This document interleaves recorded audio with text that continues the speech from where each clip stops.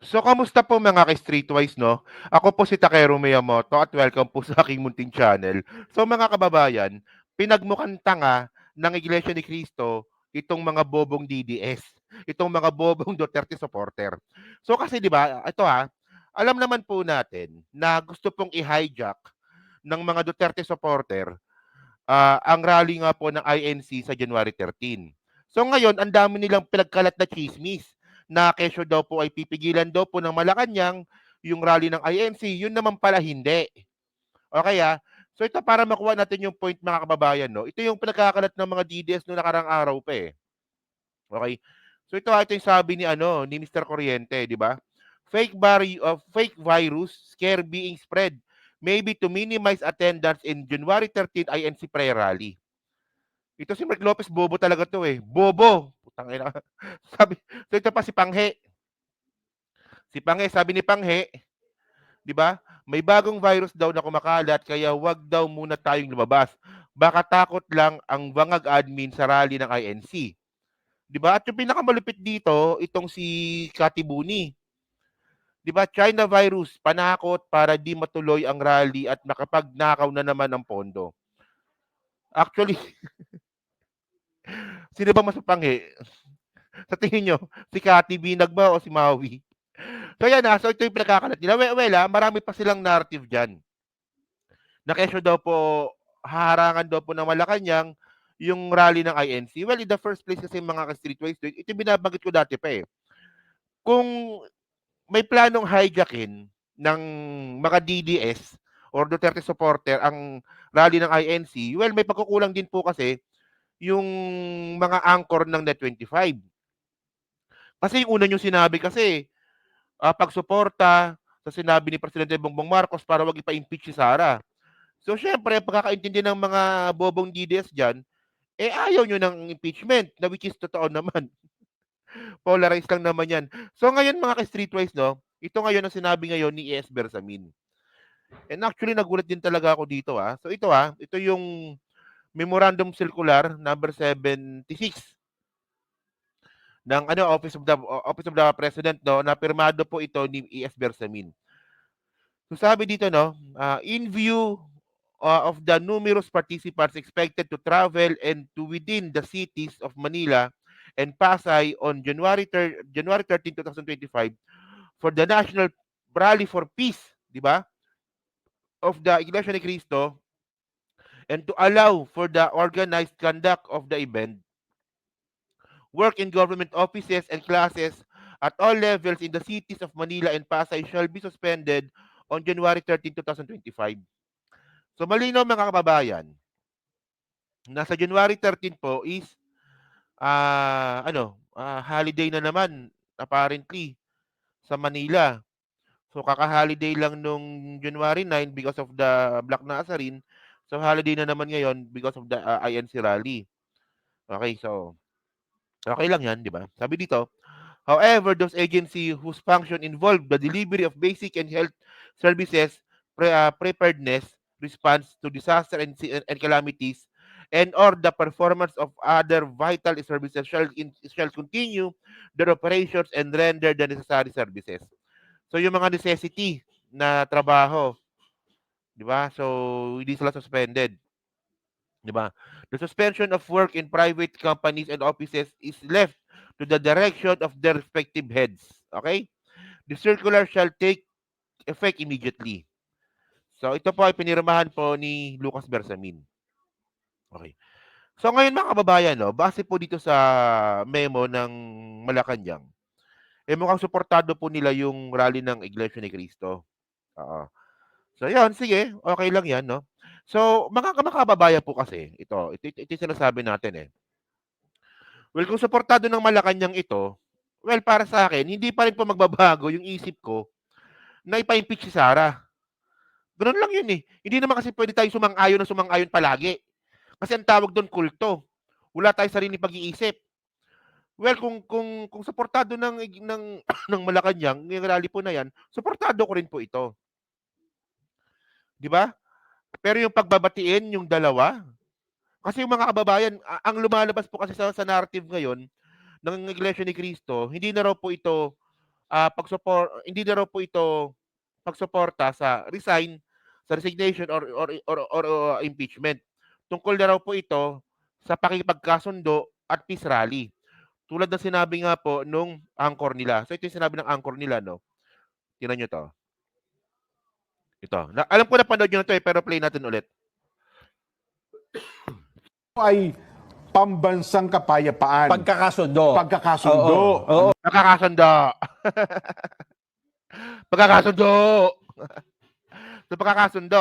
So sino pagkakasunduin? So sino ba nag-aaway ngayon? Sino ba nang-aaway ngayon? 'Di ba? Ito ay pambansang kapayapaan. Pagkakasundo. Pagkakasundo. Oo. Ha? Pagkakasundo. Hindi po pwede na nandun ka, Oo. tapos sasabihin mo dun sa habang nandun ka, sisigaw ka na, Oo. ibagsak! Ibagsak! BBM resign. Oo, Naku, wala. Hindi, honestly itong mga kababayan na, ako pupunta po ako dun sa rally sa January 13 para mag-observe. Hindi po ako sisigaw doon na Sara impeach. Syempre, respeto naman natin yung rally ginawa ng Iglesia ni Cristo. Di ba? Kahit tayo po ay hindi po nag-a-agree na pagbatiin po yung dalawa. Kasi hindi ko naman rally yun eh. Nakikichismis lang ako doon eh. Di ba?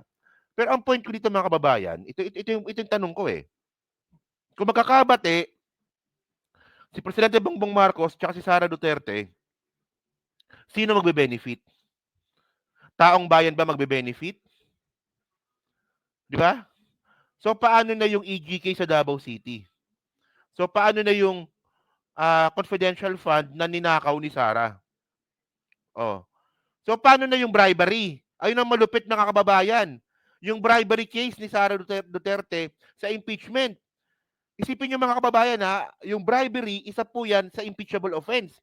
Na yung pamimigay niya nga po ng envelope sa mga tauhan po ng DepEd. Impeachable offense po yun kasi alam niyo kung paano naging mabigat na crime yun? Kasi once po kayo po ay nagbigay po ng bribe sa isang tao, especially kung empleyado mo, so susunod na lang po yan sa gusto mo. Kahit po ito po ay ay illegal na. O kaya nga nakalusot yung confidential fund ni Sara eh. Kaya nga nagastos yung confidential fund ni Sara because of the bribery. Di ba? So ayun ang tanong ko dito. Gusto ng INC na pagbatiin si PBBM at saka si Sara Duterte. Well, kung gusto nila gawin yon, well, kailangan nating respeto yon. Pero ang tanong natin dito, sino magbe-benefit dito? Di ba? Oh, so ngayon mga kababayan kung tatanungin ninyo ako, kung paano kung patuloy pa rin po nasasabihin ni PBBM na wag ipa-impeach si Sara. O, sabi ng presidente yon, pero sabi ko, impeach nyo yan. Meron tayong karapatan magsalita dito. So ibig sabihin ba noon na anti PBBM na ba ako? Hindi. 'Di ba kasi para sa akin mas importante na mapanagot ang mga Duterte sa mga ginawa nilang kasalanan sa taong bayan. Kaysa sundin ko ang gusto ng presidente na wag ipa-impeach si Sara. Dapat po kasi may sarili tayong utak, hindi yung at least you get the point kasi mga kababayan, anong pagkakaiba natin sa mga DDS kung palagi na lang tayong sasang-ayon? Kahit na ito po ay, di ba, mawawalan po ng accountability ang mga Duterte. At least you get the point mga kababayan. So ito pa sabi pa dito, so continue natin pagkakasundo. Lang ganon. Hindi. Kasi, Kung gusto nyo mag-rally, iba ang layunin ninyo, huwag kayo sumabay. Huwag nyo Huwag kayo sabayan itong, huwag nyo po itong sasama dito. Oo. At huwag kayong sasama. Siguro sa ibang araw ho kayo. Okay. So yun, so malinaw dito na talagang hindi nila tinotolerate yung political na rally, yung agenda political, di ba?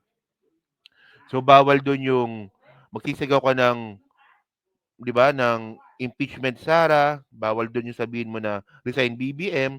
So at least maganda yun para sa akin. That's the positive side ng rally po na yan. Pero sinasabi lang natin dito, kung pagbabatiin mo yung dalawa, so sino magbe-benefit dito? Puno lang na makasimple yung ibig sabihin dyan eh. So ngayon mga babayan, meron pa yun dito eh. Okay. So ito yung pinakita ko kanina. No? So peaceful rally. Ito pinakita ko ito kanina, ulitin ko lang no. So ito yung nakita kong logo po ng peaceful rally. So mukhang malinaw po talaga na pagbabatiin po talaga nila. So Sara, so nakita niyo 'di ba? Hindi, sorry. Ito pala, yan. Dagdag natin. Ito pala yan, okay. So ito yung logo po na kumakalat ngayon. So victory sign ng mga Duterte, ng victory sign ng mga Marcos at feast, sorry, napiyok pa ako. Feast ng Duterte. Tapos red tsaka green, so pagkakaisahin nila. Hindi kasi mga kababayan, tulad yung sinabi ko kanina, kahit paikot-ikutin mo yung narrative dito ng ang INC, ang magbe-benefit pa rin dito si Sara. 'Di ba? Ako ba sasabihin na naman ng mga tao diyan, ayaw mo ba ng kapayapaan? Gusto ko ng kapayapaan, pero gusto ko rin na magkaroon ng accountability si Sara. Pwede naman 'yun, 'di ba? Kapayapaan, pero may accountability si Sara. Pero mangyayari ba yung accountability na 'yan mga kababayan kung magkakabati yung presidente at si Sara Duterte? Parang malabo, 'di ba? Well, sa tingin ko naman 'di naman tanga yung presidente natin para gawin 'yon, no? So ngayon mga kababayan, no, kasi ito kung isa rin sa mga reason kung bakit pinasara or sinuspende ni ni Malacanang yung rally po na yan kasi nga po mukhang 1,000,000 po ang pupunta. You know? INC rally may attract 1,000,000 attendees to Quirino Grandstand MMDA. So yan, so malamang dito from Batangas, from Calabarzon, 'di ba? From ano pa ba? From North, from Bulacan, Pampanga, malamang magpupuntahan po talaga yan sa Quirino Grandstand sa January 13. 'Di ba? INC rally may attract 1,000,000 attendees at Quirino Grandstand MMDA. So, 1,000,000 talaga, no? 'Di ba? MA Traffic Operations Officer Manny Miro said they had designated some roads leading to Quirino Grandstand as parking area for the event which may trigger bottlenecks. O, patay tayo dyan. Malamang mag-LRT ako nito. The INC will conduct its national rally for peace on Monday to express its support for President Marcos Jr. opposition to impeachment of Vice President Sara Duterte. So ito pa rin po yung sinasabi ng mga balita. Ito daw po ay ang dami naman ito. So ito pa rin daw po is pagsuporta, 'di ba? Sa sinabi ni PBBM na wag ipa-impeach si Sara. So ang gulo, 'di ba? So malalaman natin lahat 'yan.